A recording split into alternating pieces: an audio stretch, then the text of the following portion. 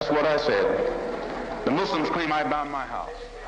And if anybody can find where I bombed my house, they can put a rifle bullet through my head. It was my children and my own life and my wife's life that was at stake. You know what the degree, what temperature was? It was about 15 or 20.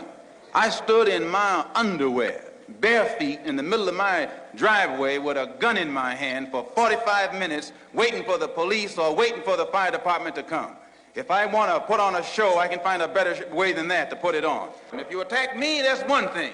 I know what to do when you start attacking me. But when you attack sleeping babies while you are lower than a god...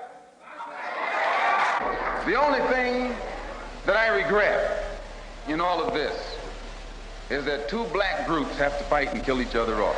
I feel responsible for having played a major role in developing a criminal organization.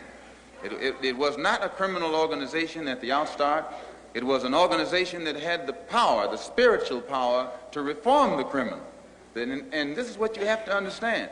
As long as that strong spiritual power was in the movement, it gave the moral strength to the believer that would enable him to rise above all his negative tendencies. I know, because I went into the movement with more negative tendencies than anybody in the movement. And just faith in what I was taught what made it possible for me to stop doing anything that I was doing and everything that I was doing. And by this spiritual force, giving one the faith that enabled one to exercise the moral discipline, it became an organization that was to be respected as well as feared.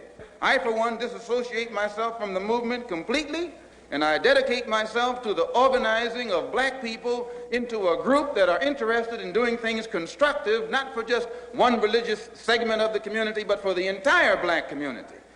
Soon as we established our religious authenticity with the Muslim world, we set up the Organization of Afro-American Unity and took immediate steps to make certain that we would be in direct contact with our African brothers on the African continent. So the first step that has been taken, brothers and sisters, since Garvey died, to actually establish contact between the 22 million black Americans with our brothers and sisters back home was done by two organizations. And you know we've got to unite with them because there are 700 million Muslims.